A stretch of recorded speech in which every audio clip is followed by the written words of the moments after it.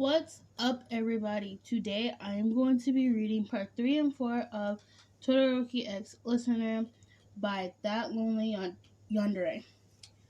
I'll be posting a few more other videos today. If my voice sounds weak, I'm eating.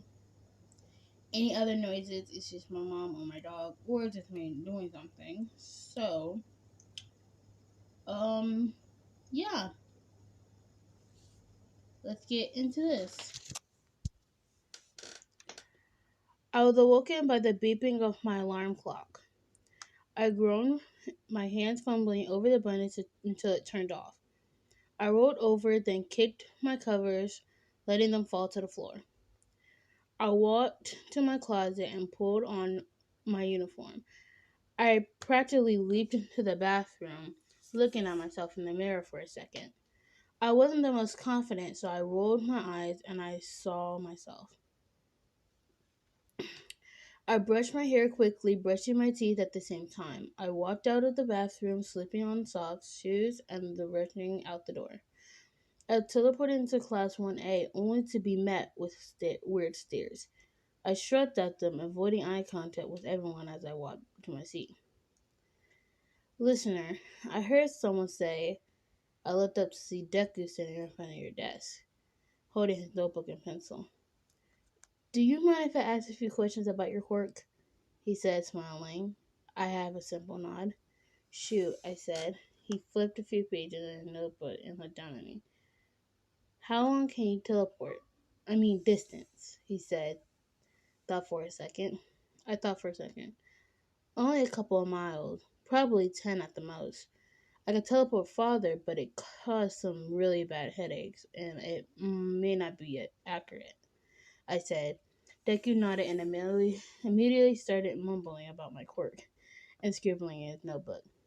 Thank you, he said cheerfully, and was soon towed away by Uraka.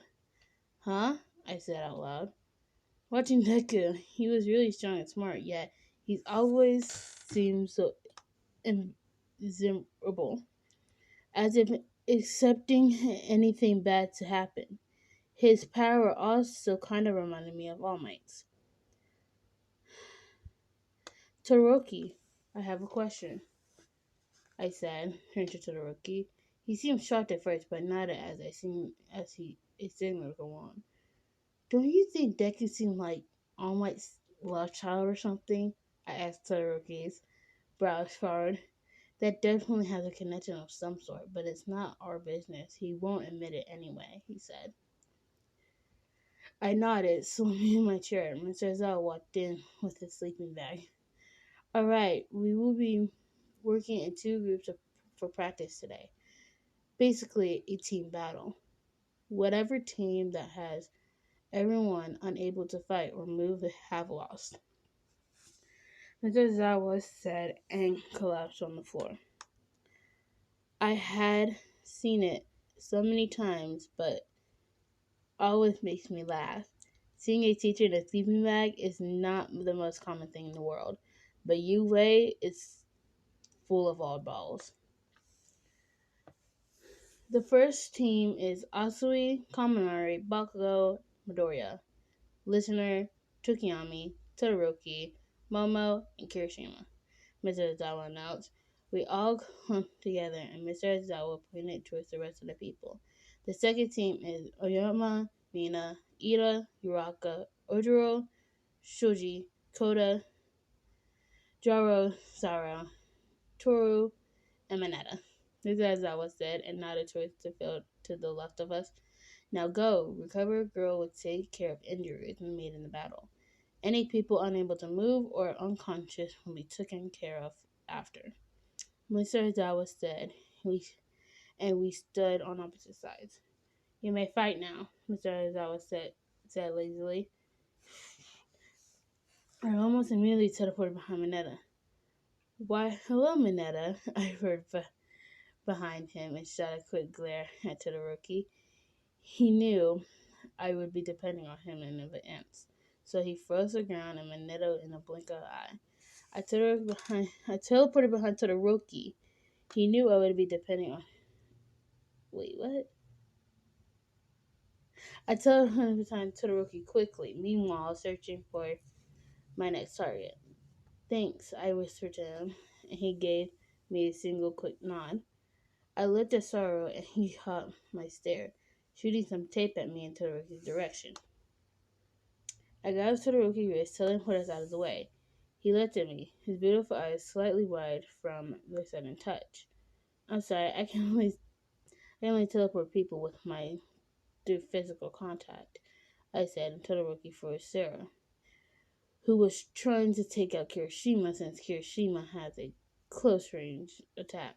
Sarah was at huge advantage, but he let his guard down too quickly and thought we wouldn't fight back. Kirishima smiled at Todoroki, giving him a thumbs up and yelling at small things, and ran to help Bakugo.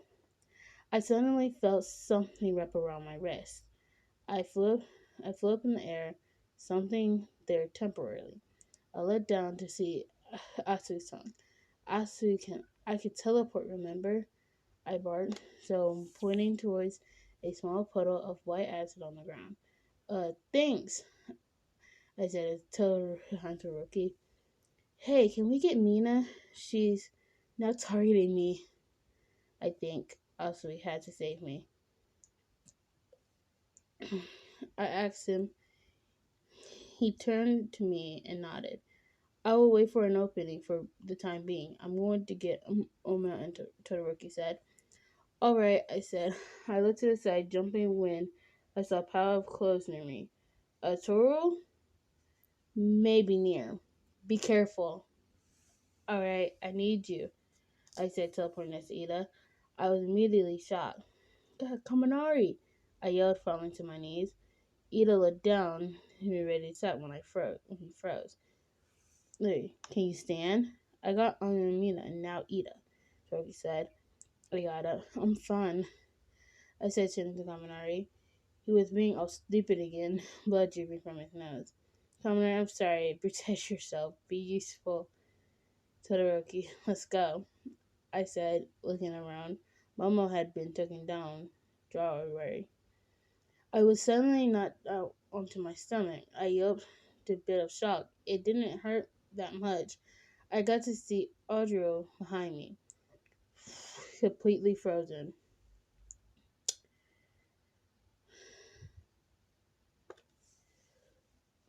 Idiot, I said to myself. I looked over at Todoroki, who scanned the field. Toro and Shoji, that all that's left. But now it's only Deku, Bakugo, you, and me, Todoroki said, looking down at me. Yeah, I could get Shoji, and we can handle Toro after, I said awkwardly. He nodded. I teleported behind Soji. He whipped around, trying to grab me. Oh, jeez. Points for trying, I teased. I teleported behind Todoroki now, I said. Todoroki frozen. I ran over to Deku and Bakugo, touching both of their arms and teleporting them us to return. Why did you touch me? What am I doing here? Bakugo yelled, touching him. His arm just wild. Shut up. What's your name? Deku calls you Kachan, but I think Kachan's your name, right? I said, but I knew his name, of course I did. You little, he said, raising his arm to blast me. I teleported behind him and smoke appeared in front of me. I shook my head and sighed. Chill out, I had to teleport you to Deku. We still don't have sword. I hissed, kicking his back because he fell onto his stomach. He tried to get up, but I put my foot on his back. Alright, Toru, Bakugo, just blow up the whole field. Like you always do, I said, lifting my foot up on him. Oh, my pleasure, he said, pushing himself up and blasting around the field. Suddenly, he stopped. Why did you stop? I asked. But my question was answered when I looked to the side of Miss Aizawa had erased Bakugo's work. She was already down, he said, making sure Bakugo understood, then stopped erasing his quirk. Sorry, I apologized. Bakugo opened his mouth to say something, but Kirishima cut him off. I could see him sitting on the ground looking at Bakugo. Now, not the time to start fights. You didn't know she was down either. You were blowing up the whole field, Kirishima said, smiling. Todoroki turned to me. It's not your fault. Also, how are you feeling? Todoroki asked. I shrugged. I feel fine. Yesterday was just strange, I said. Todoroki gave an understanding. All that our injury head over to recovery girl. All the people that are fine may head back to the classroom. Mr. Arizawa walked off. I walked up to Deku. He looked down at me. Awkwardly popped around his face. You did good out there, I said, looking at him. He seemed to loosen up a bit, his cheeks turning a slight pink. Thanks, you too. You and Todoroki are a really good team. Him and he said cheerfully. I looked down at my feet, a small smile crossing my face. Yeah, I guess we are. Uh, yeah, I guess we are, he said, small smile crossing my face. Deku pointed to the direction of the dorms. I'll be going now. I'll see you later. I'm guessing, Deku said, and like the dork he is, he ran off. He is definitely a funny one, I said underneath my breath. I walked into the dorm too. I planned on hanging out there until everyone got back. I slid onto the couch with a small groan, putting my arms over my eyes. I could feel someone's presence near. Are you okay? You don't feel sick, do you? A slightly concerned voice said. I sat up, letting my arms fall to my side. I looked up at Deku, smiling. I'm fine, I'm just tired, I said, and Deku nodded. His face, a soft shade of pink, complementing the freckles sparkled around his pale face. Sorry for asking, he said frequently, waving his arms from the side to side. Oh, you're good. It was for you to ask, I said, trying to calm the boy down. He nodded and sat down on the couch next to me. So, why did you want to become a hero? Deku asked, looking over at me. I looked down, hiding my bottom lip. My parents have always pushed me way too hard when I was a very young age, and I want to show them that I'm strong without them. I've always admired heroes, saving people left or right. As it gripping the material of my pants, Deku noticed said this. Should I have not asked? He said, his voice gentle like he was approaching a hurt animal. It's fine, I've gotten over it, I said, my voice coming to a soft whisper at the end. I really hadn't. It still hurts knowing that they didn't give a crap about me. I shivered, pushing my hair out of my face, brushing the your hair color and hair length strands behind my ear. I could feel some tears run down my cheeks, falling onto my pants. Hey, not okay. Are you okay? Deku asked quickly, moving away slightly. She won't be okay. We're all you're yelling, she said in a monotone voice. Said, I covered my face, biting my lip, knowing the voice belonged to Todoroki. I could feel, I could feel the couch sink slightly as Todoroki sat next to me. She doesn't seem like the type to cry. Why did you do? What did you do? Tokuri asked Deku. Deku put his arm behind his head uncomfortably. Well, I asked her about her past, and well, yeah, she started crying. Deku said nervously. Todoroki's eyes at me. Listener, I don't know you were so fragile, but I know how you feel. We can talk about this in private if you like. Todoroki and then did I looked up at him. Okay, let's go to your room, I guess. Why were you out so long anyways? You didn't get hurt, did you? I asked. He got up, shaking his head. No, but I had to unfreeze a lot of people, he said. I got up and told he let me to his room. He opened the door. He sat on his bed, and I sat next to him. He looked at me. One of his eyes, a dark gray, and the other one, the most beautiful shade of blue I've ever seen. I had really never noticed them. I'm sorry you had to see me like that, I said softly. grabbing a tissue out of my pocket and wiping the tear face until it dried enough. It's fine. Even heroes have to cry sometimes, I think. Todoroki responded and nodded towards the trash can in the corner of the room. You can throw that away there, he said. I nodded and teleported over there to the trash can, depositing the tissue and teleported onto the bed. When I was young, my dad wanted me to surpass All Might, and he pushed me and pushed me. I was only 5, and while my siblings lived a normal life, I was training almost all day. My mother had tried to stop it, saying I was only 5 and he was pushing me way too hard. It was true, but he didn't want to believe it was too much for a son of a number 2 hero. He wanted to be stronger than All Might, so that he forget I was an only child. My body couldn't handle it. My mother called my left side unbearable and poured boiling hot water on my face. That's where I got this, said Todoroki, gently touching the large burn on his left eye. I said, I was never use. I would never use my left side until Midoriya taught me something important. It was my tower, mine, not my father's. I only realized it when he said it. I was being, I was being stupid. Hold on. I was being stupid this whole time. But of course, I'm not going to be like my father.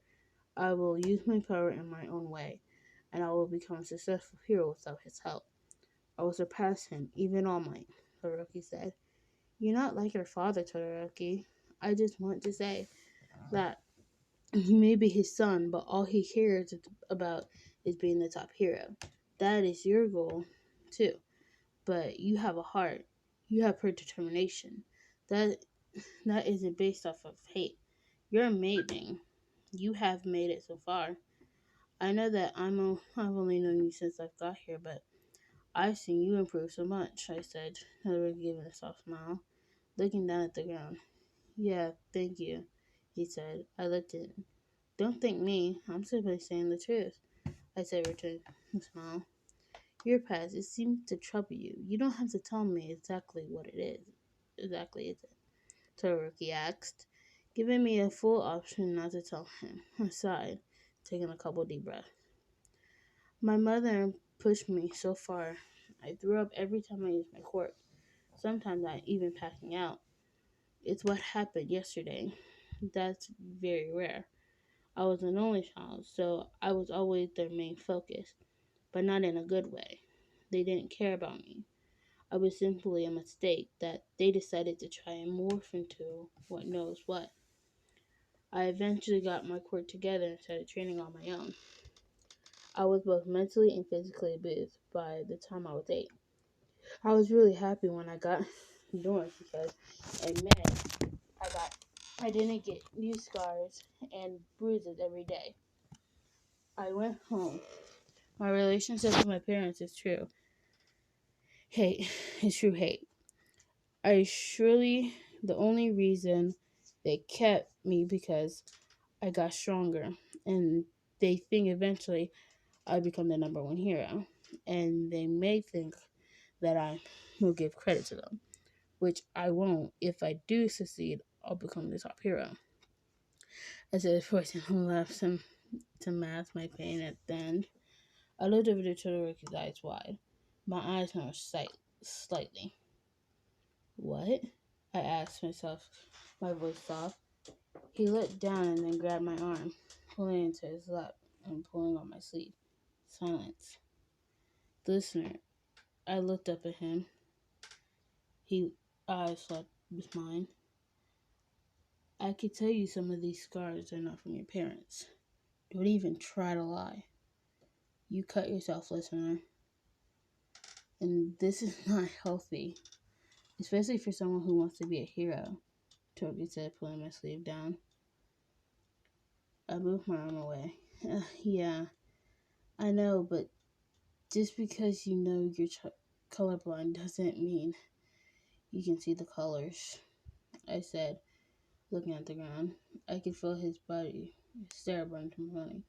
Fine, I admit it. It's addicted. But the pain feels good. How do I quit this? I said, my voice coming down to a barely audible weird whisper.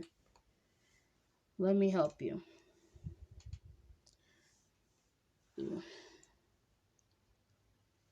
Okay, so that was part 3 and 4. I was hesitating for a second because I wanted to read part 5 and 6 already, but then that means this would be a 40-minute long video. So I'm going to do part 5 and 6 after posting like 2 videos of somebody different. And yeah, because it's really easy to post these videos, so it's really easy to post. So I hope you guys enjoy it, and I hope you have a wonderful day. And bye.